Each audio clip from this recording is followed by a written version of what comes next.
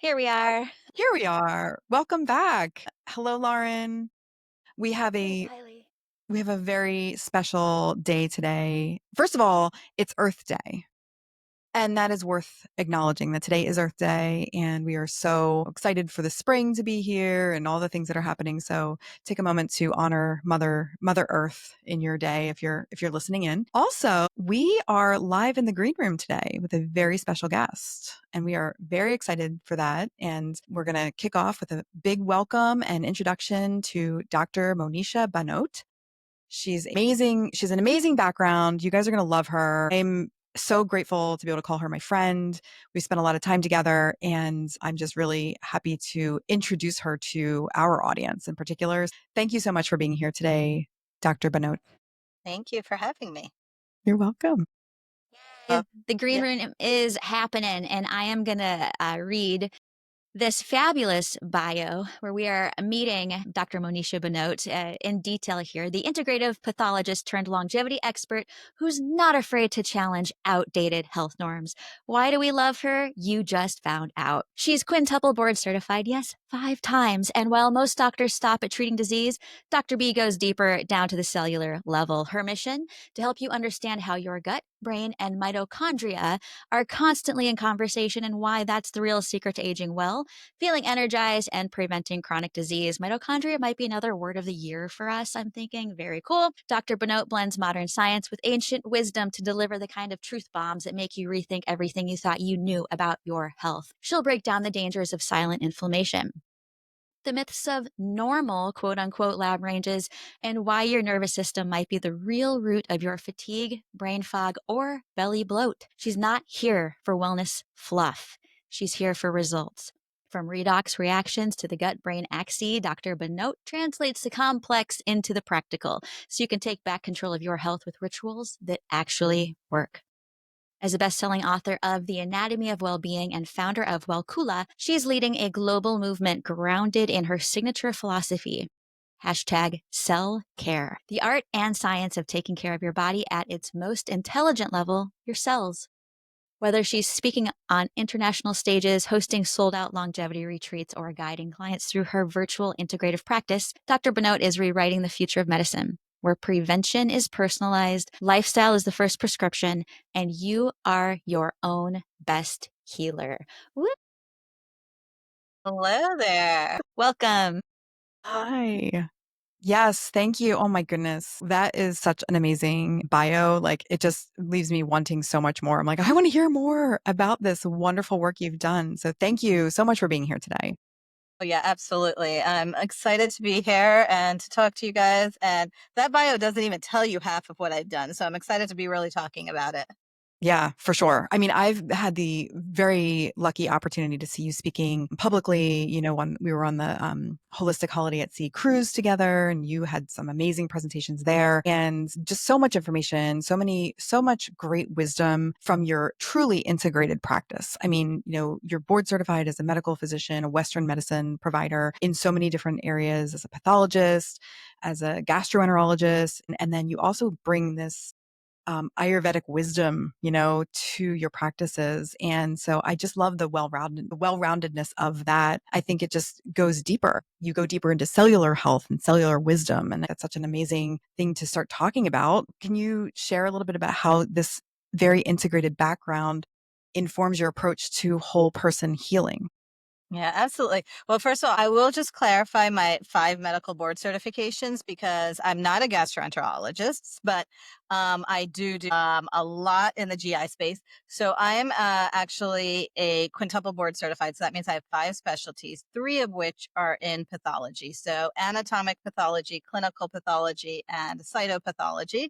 And I'll go into detail about what that is. And then integrative medicine and culinary medicine are my 2 others, which are 2 opposite ends of the spectrum. But many people don't know what pathology is. And pathology is really the diagnosis of all diseases. A pathologist is a doctor's doctor. I'm the one with the answers. I know what it looks like. I know what it's going to be. And then the other clinicians go and give you the treatment protocols based off of it.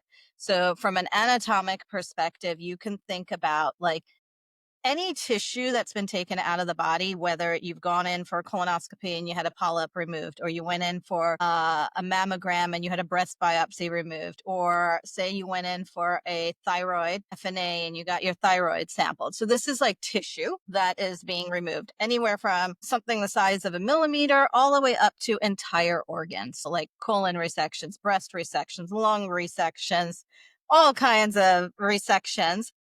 That's really diagnosing that disease on that cellular level. Then you have clinical pathology, which is all your blood tests. So you go, you get your blood drawn, and what are we looking at? We're looking at your plasma, we're looking at your blood chemistry, we're looking at your CBC, we're looking at your cholesterol profile, all of that, plus more. And then cytopathology is really looking at those single cells under the microscope to see the subtleties of early disease formation. So, like maybe in a woman, I might, maybe they have like elevated thyroid blood tests, and we want to see the status of their thyroid. And they went and got their imaging done, and their imaging shows a nodule. And now we want to see if that nodule is malignant or benign. And I might use a fine needle, it's called fine needle aspiration, and put a little needle in there and take out a few cells to sample them into the lesion. And that's cytopathology, which could also be your pap smears is cytopathology. All these things that women are going to the doctors and getting all these testings, and they're like, half of them don't even have the report of what happened. They're like, oh, the nurse left a message and said everything is fine, right? So if there's anything you get out of this whole conversation we're going to get today, anything you get taken out of the human body, whether that's blood or a pap smear or anything, get your report and read your report. Okay.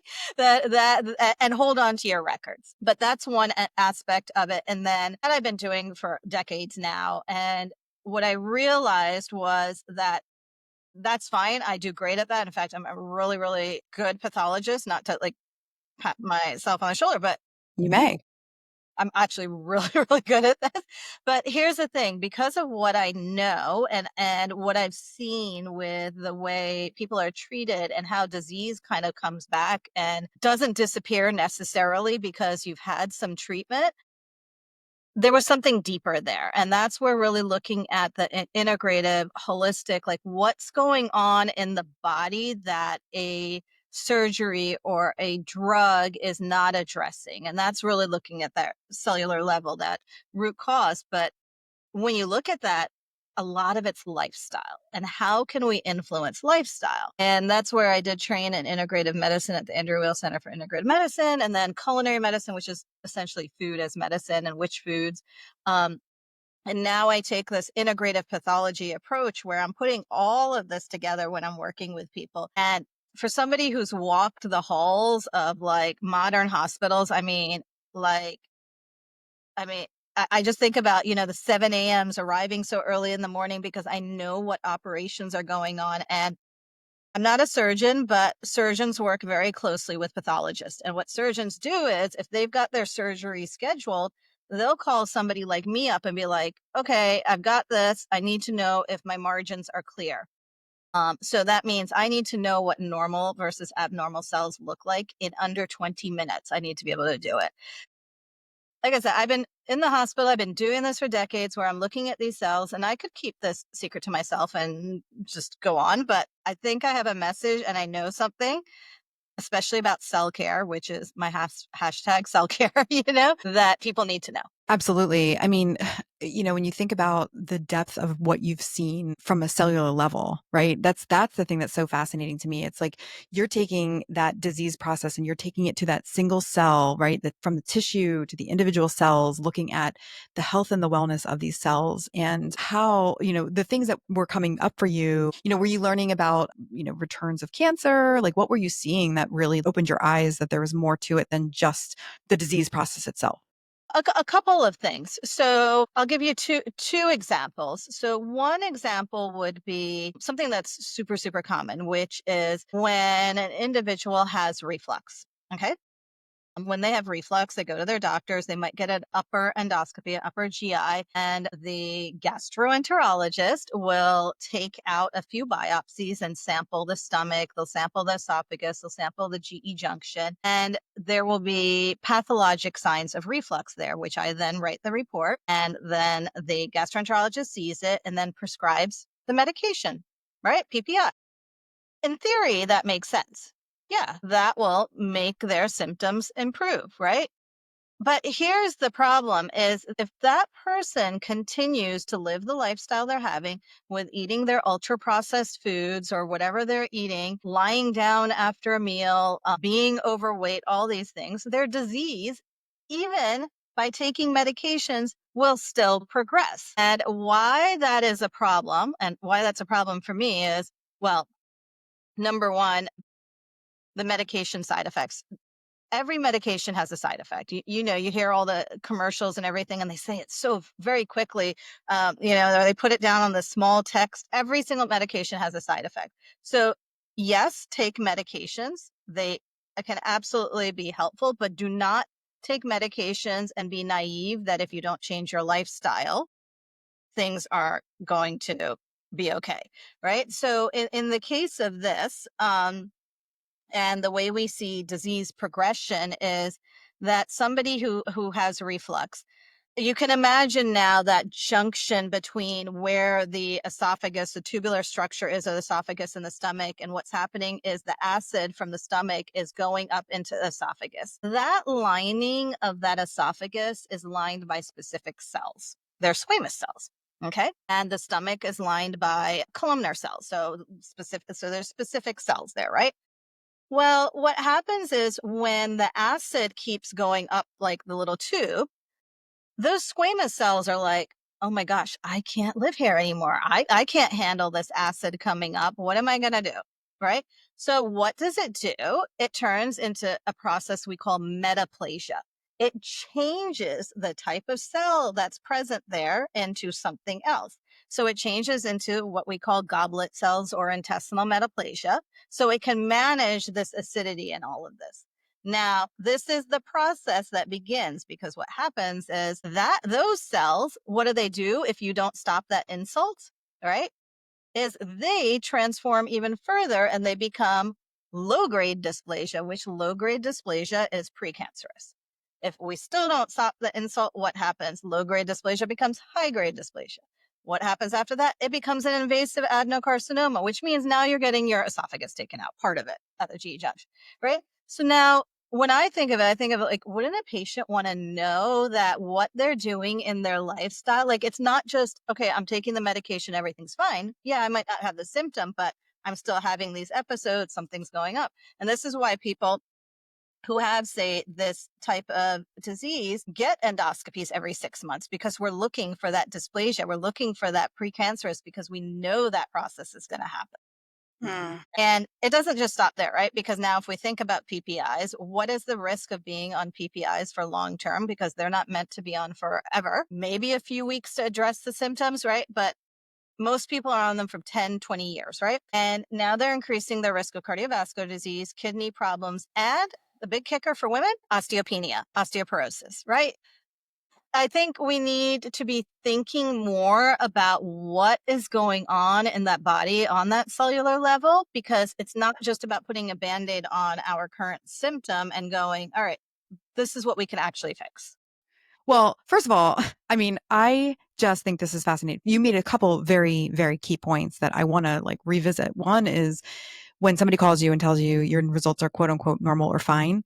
I agree. Get the actual report, because I can't tell you how many of my own clients I've seen firsthand have been told that they have normal triglycerides or normal cholesterol levels, and they're actually out of range or very close to being out of range. And again, wouldn't you want to know that you're on the high end of quote unquote normal? Like, these are things that, if people are aware that something could be prevented, if you're getting a pathology report that says, well, your cells are changing in your esophagus because of your reflux, because of your dietary strategy, maybe we could prevent that. It's the same thing with pap smears. We go for pap smears every few years, right? And we're getting told, all right, it's fine. Or, okay, now you've got HPV, or Okay, now you've got low grade with HPV.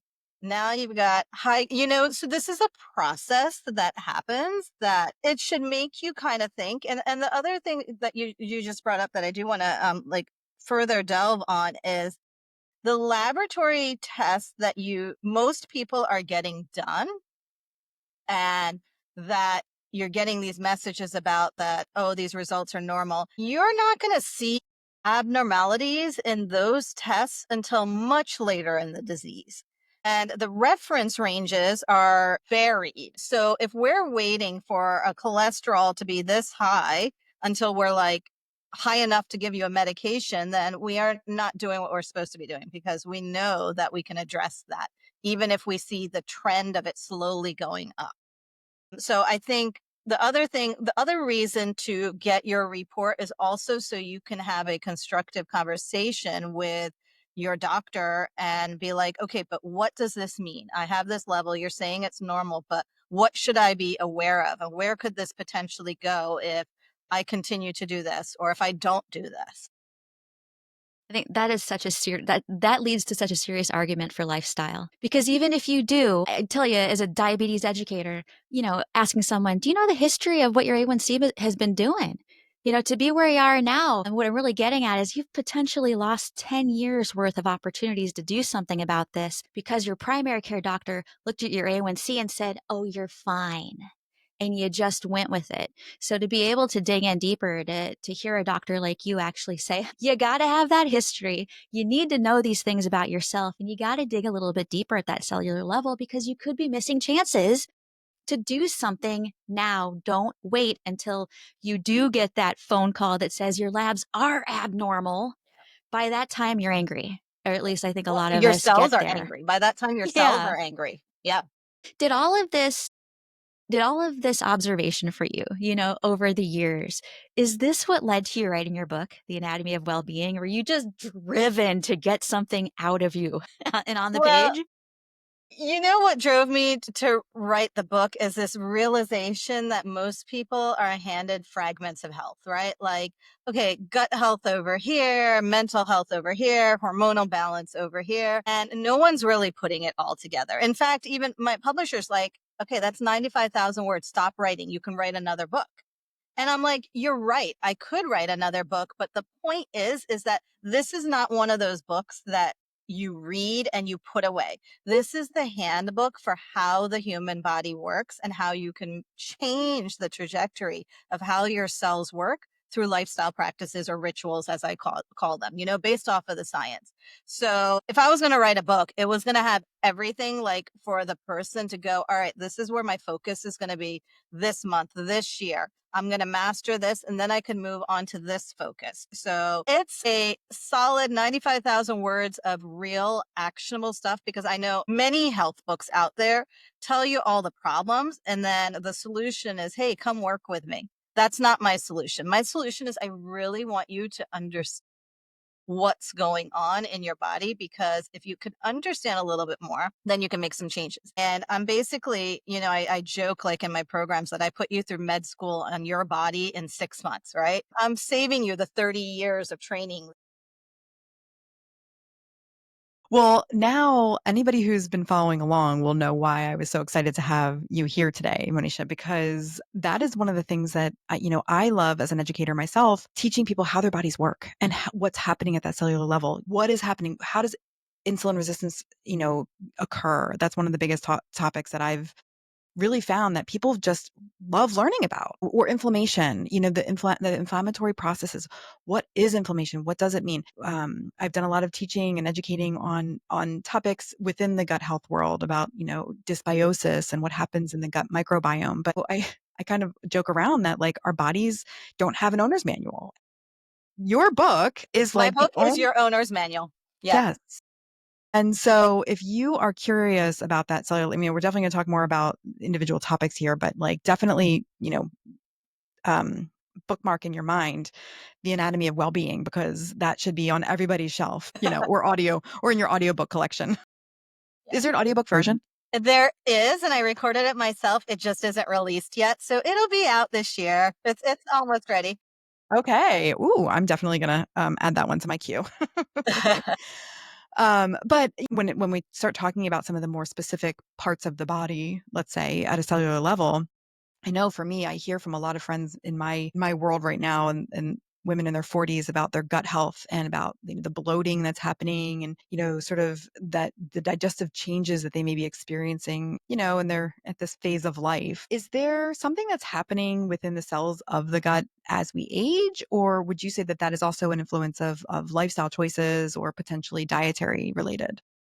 So there are changes that are happening as you age, but then it's also based off of your lifestyle. And some people might be like, "Oh, well, I've had this lifestyle. I'm not going to change the lifestyle, and they'll just deal with the changes of it." Like your cells are constantly communicating with each other, right? In order for them to function. So that slow decline that's happening. So as we age, our estrogen obviously decreases. Many women are familiar with that, right? So when that happens, gut motility can be affected, stomach acids can be affected, often decreased. And when that happens, it also affects how we absorb nutrients, right? Because now we're not absorbing the nutrients that we were doing from the foods, right?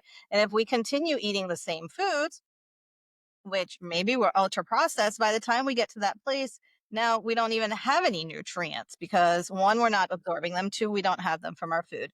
So it's not just about, you mentioned like, women experiencing bloating and stuff, but think about things that might happen in this time period, which is new food sensitivities, things that you were never sensitive to. I mean, we were just having the conversation earlier, like all of a sudden now my body hates mushrooms. Like, mushrooms are amazing for the immune system. Now it's like I'm like allergic to them, but not like anaphylactic allergic, but my body does not like them, right? So these are changes that can happen. Mood swings, it's kind of funny. You can say mood swings are kind of throughout our lifetime, but you'll see it kind of subtly changes to what kind of mood swings, right? Because you might find that you're more anxious, okay, than you were. Whereas maybe at a younger age, like before perimenopause, you were more irritable, right? So look at the difference in the mood swings. And there's a little bit of a Ayurvedic perspective behind that too, with a dosha imbalance. Brain fog is other things that are happening. And then poor sleep or energy crashes. All of these are signs and signals that you have to look into your gut microbiome. And that's where, when I have patients come to me and they're like, my hormones are off and they really want to get their hormone testing done. And I'm like, yeah, we'll do it. But I certainly don't do hormone testing before I do gut testing and start fixing your gut. I won't, because I know the results are going to be bad. And I know the way to improve them is through the gut. And what kind of testing are you doing that might be different than somebody might see with their, primary care physician? Like if somebody were to go to the primary care and explain some of these symptoms they're having, or even their GYN or somebody in that, in that realm, what are the types of things that you would do that might be different and give them different perspective? So when I work with my patients, I have a 12-month program that we do 3 in-depth tests. So my first test is really looking at all of their vitamins, minerals, antioxidants, toxins, heavy metals. Overall, like think of it like building the house, right? We're going to rebuild up the body. And we're looking at what are all the ingredients that are required in order for your cells to function, meaning all of the cells, right? Most people are overfed and nutrient depleted. Doesn't matter what diet you're on. I've seen it on every diet. And I always joke because most people tell me, like on their discovery calls or in their like initial consultations, like, I eat a really good diet. Like all of them are convinced that they all eat great diets. And then we sit down and we look at the test results and they're like, oh, maybe I'm not getting what I need. And it's not just about eating the good diet, it's about absorbing the nutrients from the diet, right?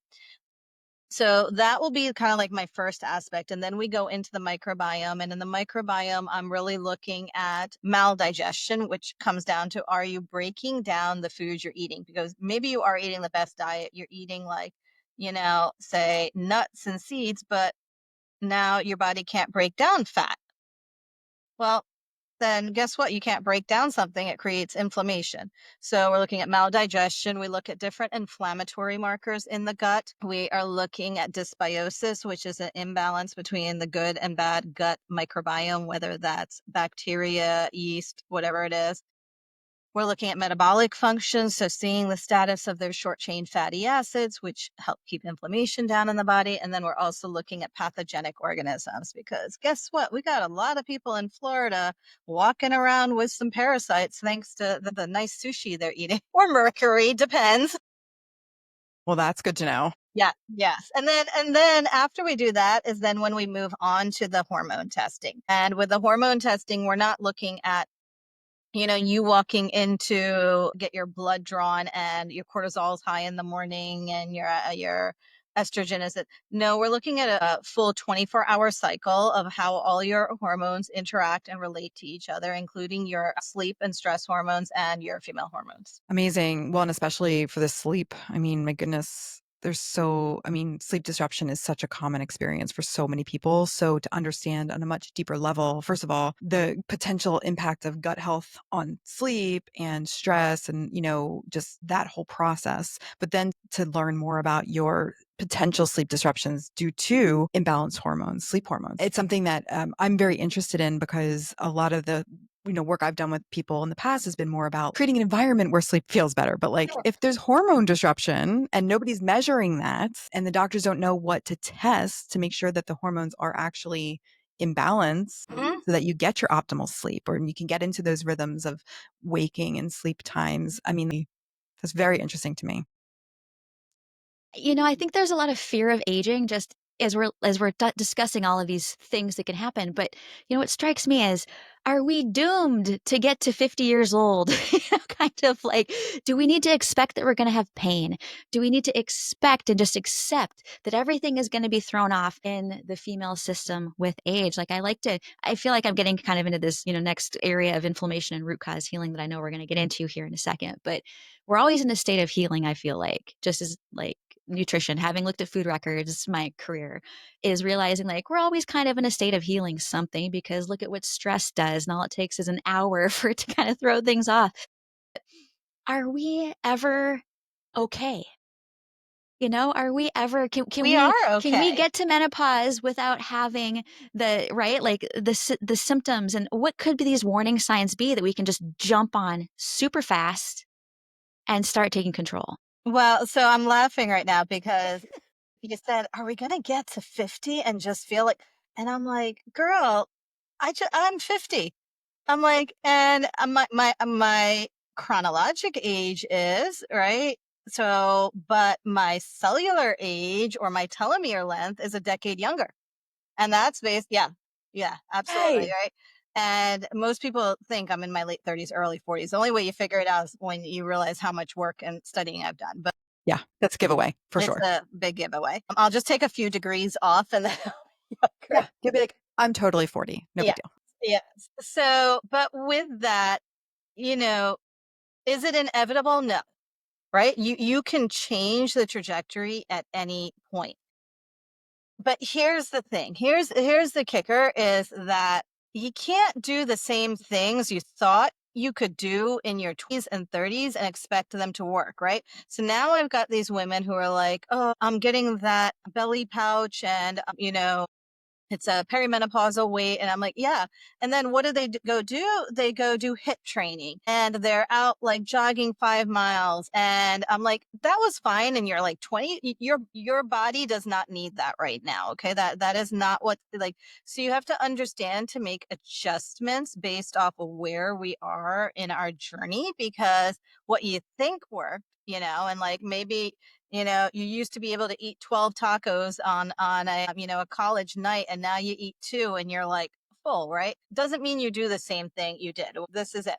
But what does the whole process, the underlying process is some sort of oxidative stress in the body, which means our cells, or our, as I like talking about them, our 37.2 trillion cells in our human body have oxidative stress put on them. When there's oxidative stress, it creates inflammation in the body. What does inflammation look like? It looks like swelling. It looks like damaged mitochondria, which are organelles inside these cells. It looks like impaired communication between the cells. So now the thyroid cells aren't communicating to make thyroid hormones. The uterine cells aren't communicating to make female hormones. And then even more so that oxidative stress and inflammation result in DNA damage. So now we're not making the cells we're supposed to, and we're putting ourselves at a further risk for chronic diseases. And that's something that like I feel like that just skims the surface of like an entire inflammation talk, right? Because to your point, what your oxidative processes are so damaging. And now you're having damaged cells that are replicating themselves or cells that can't live as long as they are supposed to, because every cell has its own length, life cycle, and it's supposed to live a certain amount of time and then replicate itself. And then they die. And if you're replicating cells that are not fully functional. Now we're getting into potential, irregular cell growth, right? Tumor development. Potentially they're growing too fast or replicating too quickly. And that's where we get into cancer talk. And, it's such an interesting, when you start really diving into this like concept of mitochondrial health and this intracellular inflammatory process that's happening with the free radical. I mean, it is a wild ride into the body. But how have you seen, for example, in your practice, have you seen inflammation in people actually start to reverse itself? And how do you see that, observe it? I mean, there's obviously certain symptoms that come out of inflammation. Like types of things have you seen work for especially women, who are starting to notice these perimenopausal symptoms? Have you seen some strategies that you've started applying when you've done some of this testing and started working with patients? Have you seen the improvements? I think that was kind of what Lauren was getting at. Like, what things can we do? What are the take Yeah. home Yeah. tips?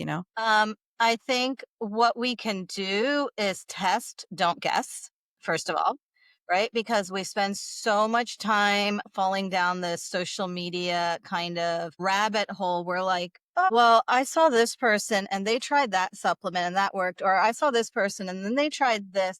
And now they're making this deep bloating smoothie. And then they're doing this.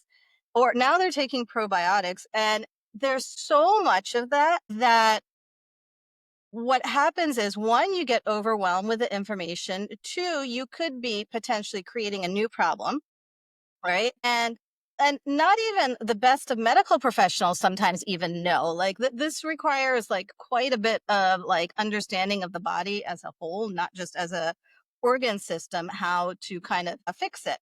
So test, don't guess is number one as to what you can do. Find a great practitioner to work with, an integrative functional practitioner, medical doctor, preferably, at least to have that on your team while you're working with your acupuncturist and your health coach and you're working, you need a team, right?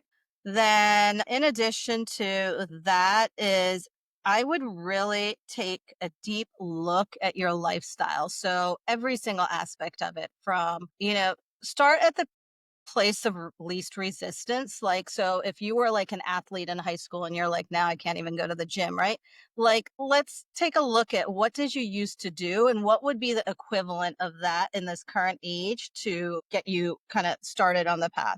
Take a look at your diet. There's a lot of misinformation on the internet about diets, way too much misinformation that could potentially cause major harm. Obviously, you're going to take a look at your sleep, but this is where it's kind of like slowing down and actually looking because most people aren't paying attention. And this is, I do this in my retreats and stuff where it's like we're having these conversations and people are like instantly like, oh my God, I didn't know food could taste like this. Or I didn't know I could have this much energy. I didn't know what it felt like to sleep good at night. And yeah, you might be like, oh, this is happening in a retreat setting, but it's the observation, because if you can identify what that feels like in your body, then your body can recognize that signal and you can then figure out how to reproduce that signal in your home setting. Because we've kind of come to this place where it's like, oh, it's normal to be bloated. It's normal to be tired. It's normal to be busy. Like all of this normalness is not normal. Yeah, and especially again, having worked with so many people who at the beginning they start talking about like their brain fog, their reflux, these symptoms of a bigger issue. And as we start introducing more anti-inflammatory foods, more fiber-rich foods, the variety of fiber-rich foods into their diet, all of a sudden the microbiome becomes a little bit healthier, happier. And all of a sudden, some of these symptoms really, truly, I can't tell you how many people have come to me with severe reflux, and that's often the first thing that goes away with a dietary change. they're getting rid of dairy, they're adding more fiber, they're feeding the biome with, Well, absolutely. I mean, if you want to go specific, I would say make sure you got I always aim for 10 different colors and fruits and vegetables a day minimum, right? And most people are eating like 2 to 5 when they come to me, right? We want to have 30 different plant foods a week. That's based off of studies. It's actually possible to have 50 plant 70 plant foods, I mean, the more plants you have, the more fiber you're obviously getting. Fermented foods, that's another big one. I notice people are not eating fermented foods, and like they'll go for the probiotic pill before they pick up the fermented food, which I think this is critical to understand. It's not about the quantity per se, but it's about how often, right? So I always say if you can put like 2 tablespoons of a plant-based yogurt in your smoothie, or maybe you've got like 2 tablespoons of sauerkraut on your like veggie bowl, or maybe you're having some miso soup with dinner. It's getting it always to kind of feed your gut microbiome, because at the end of the day, that's kind of what we're doing is we're feeding our gut microbiome. And then whole foods, real foods, stay away from the ultra processed. And I think this is going to be a tough one for people to swallow this pill, is reevaluate your relationship with alcohol. I think, now maybe people are kind of getting it, but there's still a lot of women's parties are like, I just have a glass of wine when I'm prepping dinner, or life is stressful and like I just do it to calm down at night, without realizing that, one, it's going to disrupt your sleep at night. Two, it increases your risk for a number of chronic diseases, cancer to be one of them, right? So, and it disrupts your microbiome, and it basically, yeah, it's just disruptive to the body. So think about these things, that what you think is normal, and because everybody's doing it, is not necessarily normal, right? It just because somebody else is doing it doesn't mean that if you want to live a healthy, happy, disease-free, medication-free life, you should be doing it. We can't see what's happening in there. I think that's part I of it can, too, though. right? That's the thing, is Yeah, yeah, I yeah. can. So that's it. So then gut health. If gut health influences mood, and like we're thinking, but I drink alcohol and that's a mood booster. Hold on a second. Like how does the gut actually influence our mental clarity and our thoughts and our even like our self-talk? I feel like that's all kind of roped into something that would be astonishing to people to know, that if they were to do things nutritionally to preserve and liven up that biome and create variety, they could quite possibly change the trajectory, like you said, it's kind of a magical word, of their mental health, like overnight potentially with a single meal. Can you get into that a little more? I love the idea of being Yeah, able to absolutely. mood So boost. the gut has many responsibilities. Most people think of it from the absorption of nutrients, right? But when you think about the gut also makes one of our main mood neurotransmitters, serotonin. So about 90% of serotonin is made in the gut, which is always the kicker for me, because when a patient's like, oh yeah, my doctor just put me on an SSRI, and I'm like, okay, great. But a selective serotonin reuptake inhibitor, the purpose of that is to help the body circulate more serotonin. But if you're not making enough to circulate, how are you going to feel better? Which is why with these medications, what happens is you end up on another medication because, oh, look, that one didn't work, without looking at our gut. Our gut has a direct communication. It's a direct communication line between the gut and the brain via our vagus nerve, right? So when our gut is imbalanced, you can kind of see that our brain is imbalanced. And how does that show up? As mood symptoms, right? Anxiety, sleep issues. Um, Really, a happy gut is foundational for a stable mood. Like, you can't ignore it. That's why I would say gut health is one of the main areas I focus when working with people. Hence the reason I thought you were a gastroenterologist. Sorry about that, by the way. I used to, for like 7 years, I was working in a gastroenterology office, but I was their pathologist, their private pathologist, and I'd be getting hundreds and thousands of biopsies. Oh my God. All they were doing was colonoscopies, upper GIs, lower GIs. And I'm seeing all these biopsies, and I'm like, all right, great. Tubular adenoma, hyperplastic polyp, SSP, reflux, gastritis. And I'm like, okay, great. And then you keep seeing it come back and again, and I'm like, gosh darn it. these people need to know that, like, they don't need to have gastritis, they don't need to have reflux esophagitis, but they probably don't know because what happens is, one, they don't get the report, they don't see that. They go to the doctors for follow-up after their biopsies, and they get their prescription instead. So this is where it's like, if you want to, as a patient, I think patients are starting to, like, wake up and educate yourself. Really educate yourself on your body and what's going on. Don't worry about what's going on in the rest of the world. Get your reports, start understanding them, work with somebody to help you interpret them. I always say anything that gets taken out of your body, you should know what it is. I mean, I've had many patients be like, I ask them, I'm like, have you ever had a cancer, malignant, anything, or benign even? Like, no. And then they'll upload their results or they'll have their doctor's office fax it to me. And I'll be like, did you know you had this? And they're like, no. And I'm like, well, there you go. Let me explain it to you. Oh, it happens more Yeesh. than you think. Yeesh. I mean, that's devastating to hear that, really. I mean, truly, it's you know, the amount of time I've spent also inside the hospital now, coming from such a different perspective, there are so many moments where I think like this is criminal. What's that some people have actually had experiences that are truly negligent and they don't really know it. And it's difficult to, have to give somebody that information that like they were given bad medicine, Well, really. here's the thing is we're all moving too fast. Okay. The patient is moving too fast. The doctor is moving too fast. The world is moving too fast. We all need to slow down. I know we're moving too fast because everybody's nervous systems are a wreck, right? They don't know how to quiet their body and listen to their body. Nope. Nobody's doing it.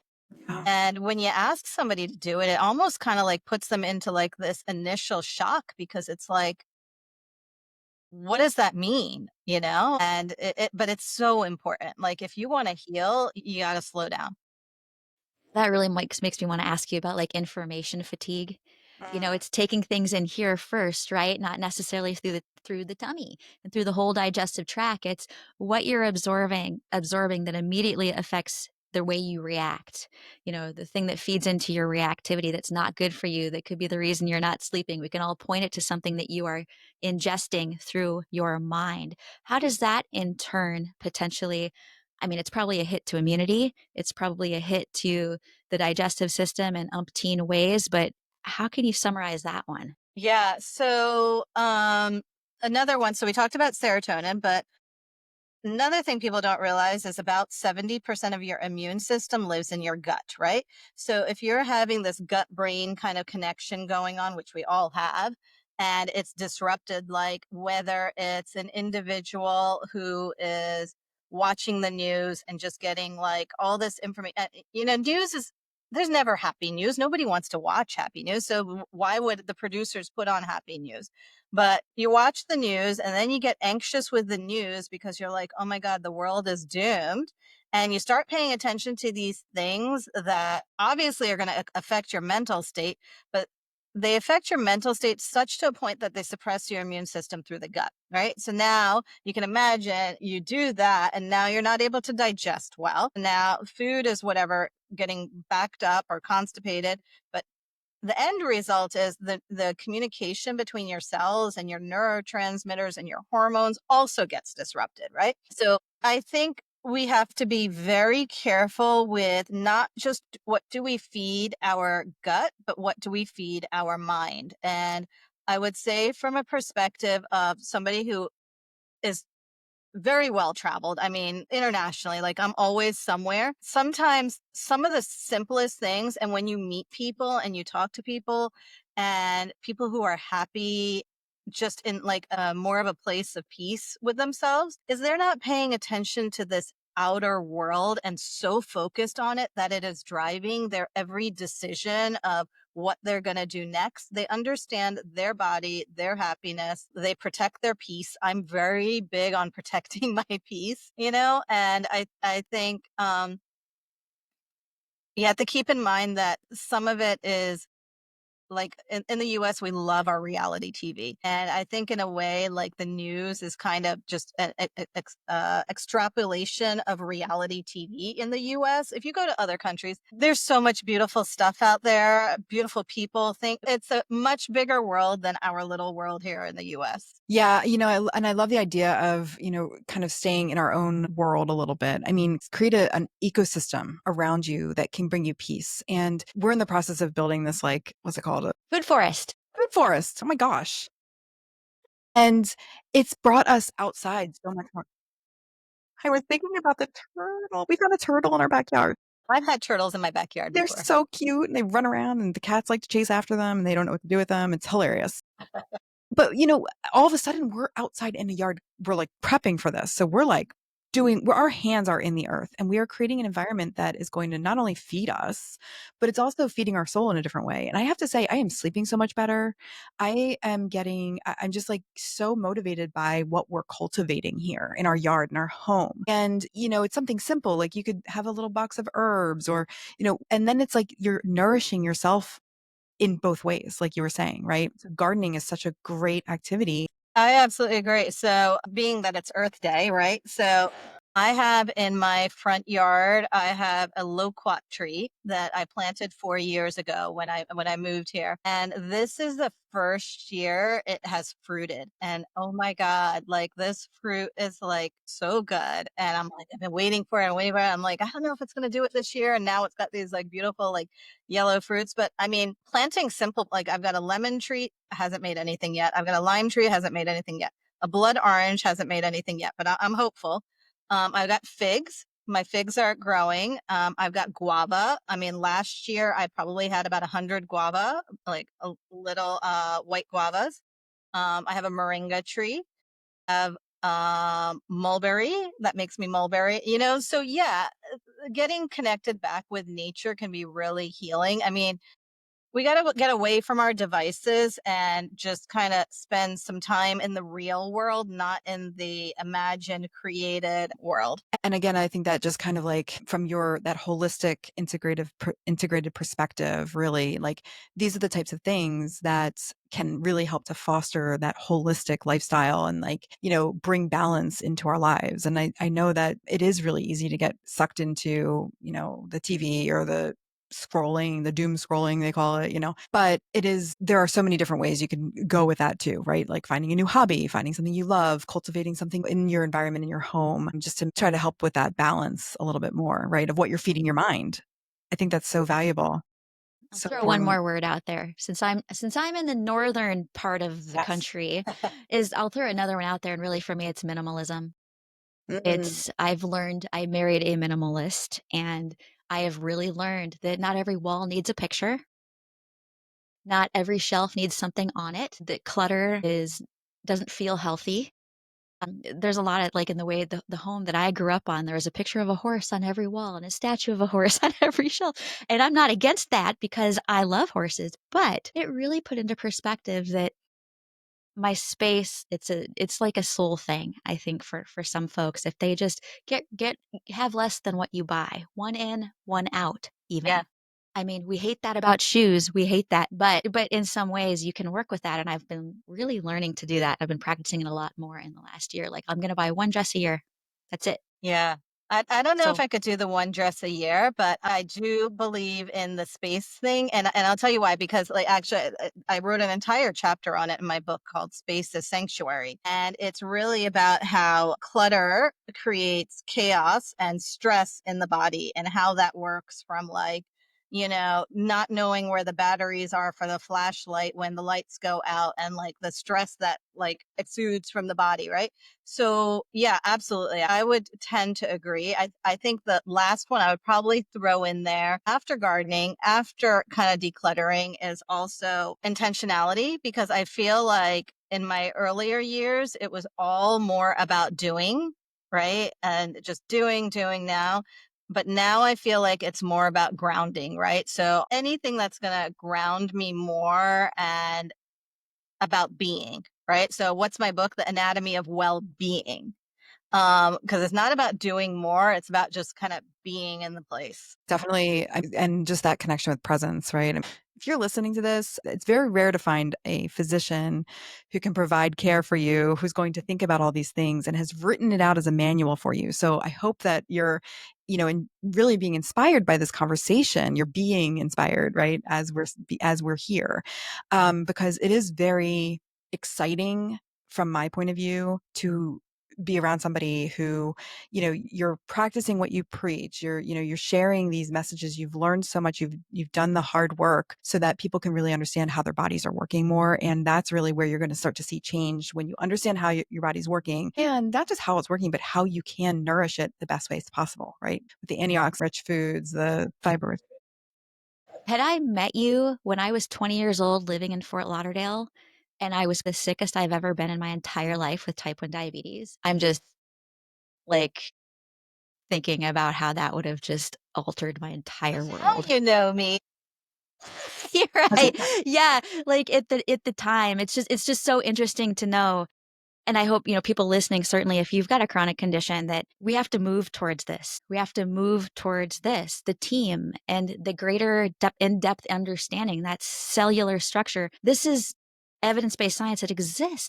And we've taken so long to get here. Now, we might look like a bunch of rogues, but some of us have to be able to get the word out. And here we are, Yeah, for sure. Well, yeah. And I mean, thank goodness for that. I mean, here we are. We're being.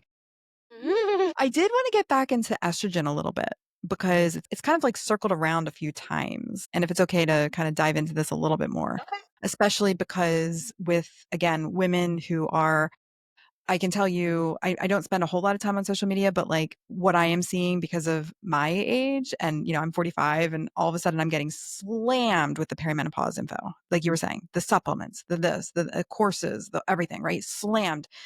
And I mean, all of a sudden I'm like, oh my gosh, do I have that symptom? Is this a thing? Is this happening? Is this happening right now? Cause I'm like, okay.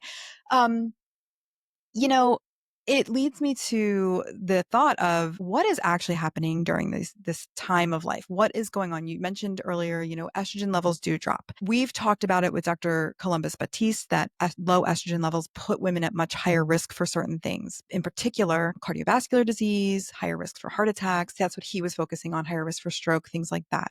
So, what are some of the things that you also would want women to know about their changing hormone levels and particularly the declining estrogen levels? Yeah. Um, so just because estrogen levels decline, it's not a bad thing. Okay. It is a natural part of life, but you need to support that natural part of life correctly. And that does not necessarily mean estrogen replacement. Okay. So if you think about how is estrogen is metabolized through the liver. The liver is part of the GI tract. Many people don't think of it as that, but it absolutely is. And estrogen gets metabolized through the liver and gets excreted through the gut. Now, if estrogen does not get excreted through the gut due to certain bacteria, perhaps ones that are producing a specific enzyme called beta glucuronidase, that estrogen gets reactivated and reabsorbed from the gut into the body and circulates and can contribute to symptoms like weight gain, symptoms like heavy periods, breast tenderness, mood swings, all of this, right? So estrogen is not the enemy, but also artificial estrogen later on is also not the solution, right? Because I always say we want to go back and look at our gut microbiome. I know plenty of people who have taken hormone replacement therapy because they were scared about cardiovascular disease and but they did not give up the other risk factors for cardiovascular disease, right? So that doesn't mean that you take one band-aid over here when you're still bleeding over here, right? So like I think people get very selective in what they want to do. Like, oh, let me drink my alcohol, let me eat ultra processed food, but now I've got this estrogen, which is going to protect my heart. It doesn't make any sense. So, but the important thing is to understand that there is a very strong connection between estrogen and the gut microbiome, right? So if your gut microbiome is not healthy, your hormone levels, any of them can be impacted. Why I find that that is important is because when we're dealing with some of these chronic diseases, one of them being cancer. And as somebody who's diagnosed tons of cancers, and one of the fellowships that I mean, I don't have a lot of this stuff on the intro that you guys said, but I've done a breast cancer fellowship where I've literally looked at 100,000 breast cancer cases, and there is definitely a profound difference between what normal breast tissue looks like and what abnormal breast tissue looks like, and what precancerous breast tissue looks like. Healthy cells to proliferative fibrocystic disease to atypical ductal hyperplasia to ductal carcinoma in situ to invasive cancer. It is a process. And you can clearly see the distinction of where there's estrogen receptors on the cells that are becoming more abnormal and abnormal. So I've been seeing a lot about like, oh, don't worry, the estrogen is not bad for you. Estrogen doesn't cause cancer, all this kind of stuff. It's kind of, honestly, it's kind of worrying for me because I'm like, well, that's not quite accurate, right? Yeah, there's not one thing that's going to cause cancer, but at the same time, if you have a diagnosis, you also want to understand the connection and the link, right? So when it comes to something like DCIS, which is a in situ cancer, ductal carcinoma in situ, it doesn't mean it's not cancer. It just means it hasn't invaded the basement membrane to go to other parts of the body. Now, keep in mind that I have had patients who have had a DCIS and have had positive lymph nodes. So then you're like, huh, how is that possible? It's not supposed to leave the basement membrane, right? But it does, because eventually it does, and it might be a microscopic or more, we call it a microinvasive cancer, but it is because it's a progression that happens, which is why when people have something like DCIS and they're asking me and they come to me and they're like, should I have it taken out? I'm like, yeah, I wouldn't want, if it was my body, I wouldn't want it in there. So things like that, I think, are really important to keep in mind because you have this liver and gut connection, which is also important for detoxification and detoxifying excess recirculating estrogen. You have the ER positiveness of DCIS. Almost all in situ carcinomas for DCIS have excess estrogen positivity. There's a high connection between excess Estrogen, estrogen yeah, yeah, with this particular form of breast cancer. yes. Got it. With many, not with triple negative. So triple negative means the estrogen is not there, but then there's something else going on there, right? But a majority of cancers, and this is why we test all cancers for estrogen, progesterone, HER2, and Ki67. There's certain markers or antigens we're looking for that are on the cells, and it lights up. It lights up like a Christmas tree, basically. You can see it clearly on the mammogram. Well, not on the mammogram. We see it in the pathology. Oh, okay. Yeah. Oh, during a biopsy. Post biopsy. So what happens is when somebody goes and gets their mammogram and the imaging shows something, and then they're called back to get either an ultrasound guided biopsy, an MRI guided biopsy. That biopsy, then the tissue is sent to pathology. Pathology takes that tissue and processes it through certain techniques. It's like put in formalin and it's put in a machine that all these chemicals go through, and then it's put in a paraffin block, which then I can embed it and look at 3 micron thin, I mean, like thinner than your hair sections. And then I stain it with certain colors, hematoxylin, eosin, to see what are the nuclear features, see what is the difference in these cells. Are these healthy cells? Are these abnormal cells? And then from that is where a diagnosis gets provided. So, like I said, it comes back to full circle. You get something taken out of your biopsy, your body, get your report. Get your report. Absolutely. Really, it's so wild. I mean, it's amazing to me, like what you're describing too, that you can see the tissue irregularity even from the imaging. Yeah. So here's the thing is that DCIS is often not felt in the breast. So, when we're doing our self breast exams, you won't often feel it, but it can be detected on mammogram. And the way it's detected is usually because of microcalcifications, these little calcifications that are formed. And so what we've seen in the last, I would say 30 years is we've definitely seen an increased incidence of DCIS. So then, people are like, oh my God, where is this coming from? And it's not like we've had it before, but we just have technology that can show it to us, through imaging. But then the idea came around like, just because we're diagnosing it doesn't mean we should treat it because people probably had it before and they were fine. Well, that's not really the case because if you think about it, DCIS can progress to invasive cancer.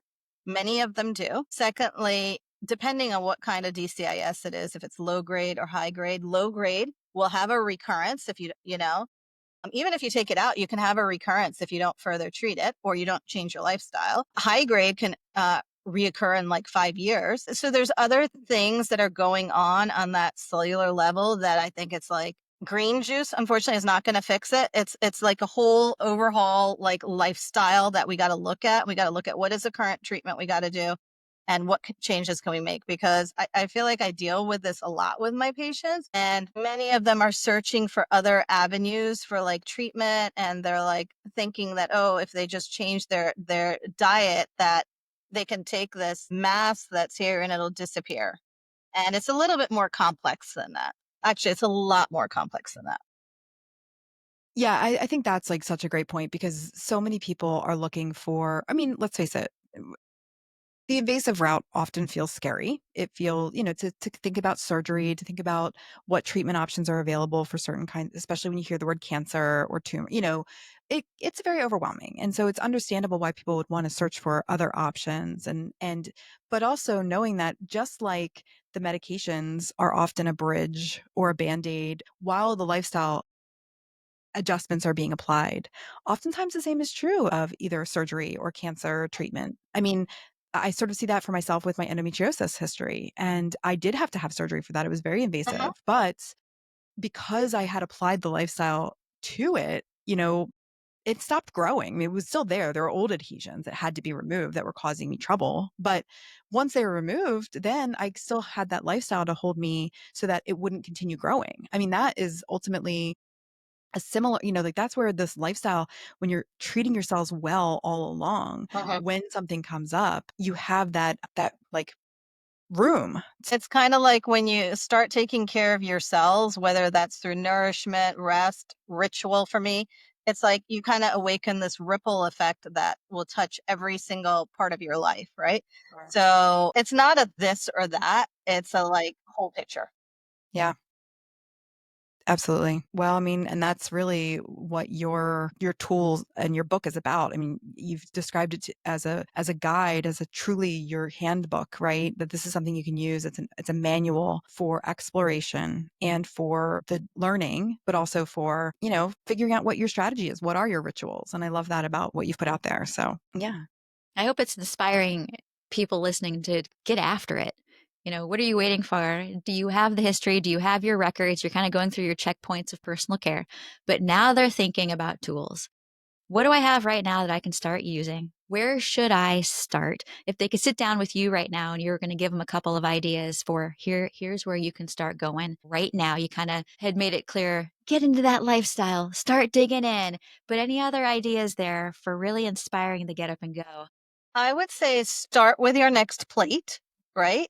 So the food on your like at the end of your fork of your next plate, like don't wait until you're like, oh, I need to learn how to make a new recipe or I need to do this. I mean, I can sometimes claim to be like the queen of lazy meals because like literally I'm so busy that sometimes I'm like, okay, I'm putting some tofu in the toaster oven, I'm walking the dog, I'm coming back and I'm making like tofu wraps with, some chopped veggies and that's it, right?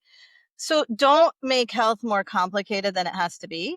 Start simple. Start with your next meal. I think move your body. The body was meant to move, and that does not mean necessarily going to hit training. That means let's just start with walking. Like I'm all about the simplicity of everything, something you can do that doesn't feel like work because it has a compounding effect.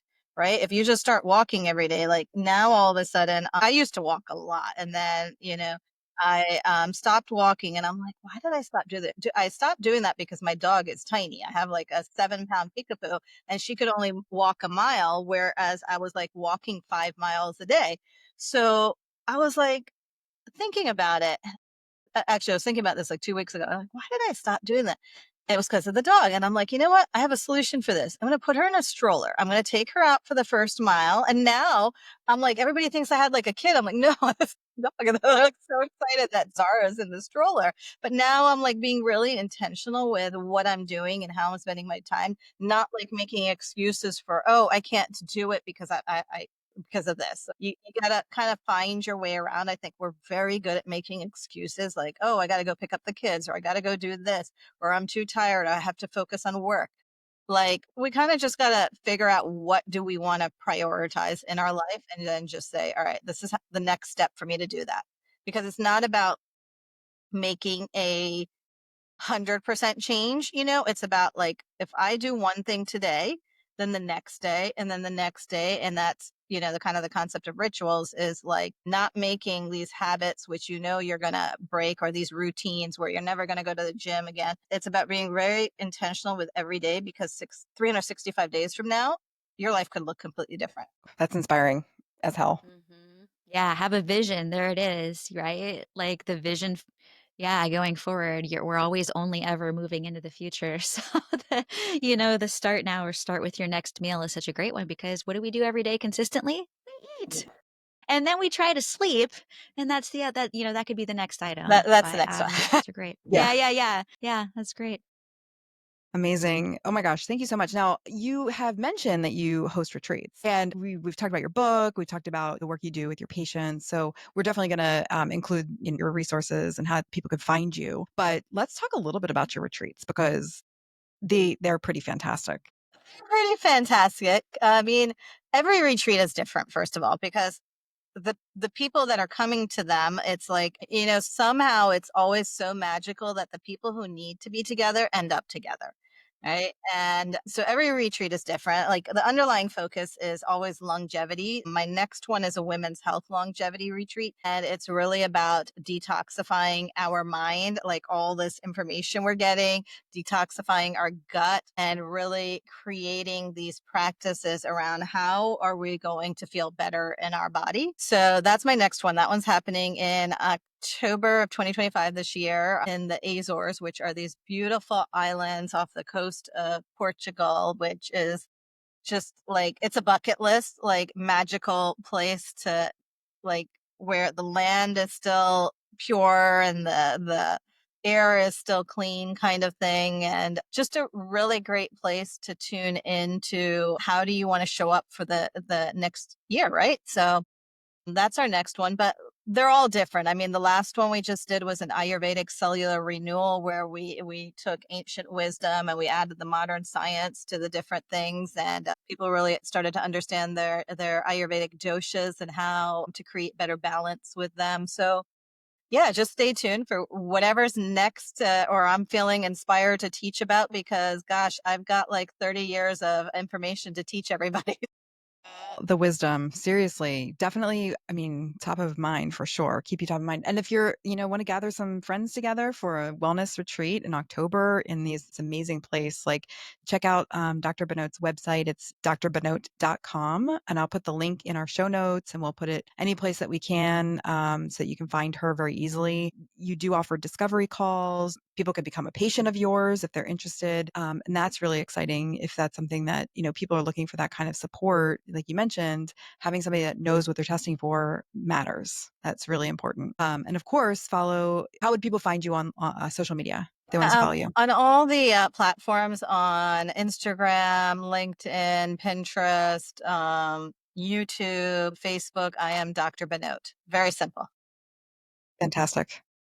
Well, anything else you wanted to say, or is there anything else you wanted to add to this conversation? I don't want to leave anything uncovered, but I mean, there's just so much, right? There's so many No, I things that we think could. we've given them a lot of food for thought for them to kind of think about, and hopefully really feel inspired that there is another healing path for wherever they might be on their wellness journey. And really, I think empowerment comes from knowledge and education, and just really find the right people and be discerning who you listen to. Love discerning. That's one of my favorite words. I think I learned that word from you. Yeah, it's an important one, and it's an important, it's something I really took away from my yoga practice, which is the discernment is like knowing what is right for you, and I love that word. So glad you used it. Well, thanks. I'm glad I could Shout add out to your to Kylie. vocabulary. Lauren, any takeaways? Yes. I Anything was you'd going to like say to? second that. Second that. Like that's one of the biggest parts of minimalism for me is a little bit of that social media purge. If you're spending more time looking on social media for an answer to something that is already perhaps inside of you, you know the answer. It's going to point you and steer you back to your lifestyle no matter what.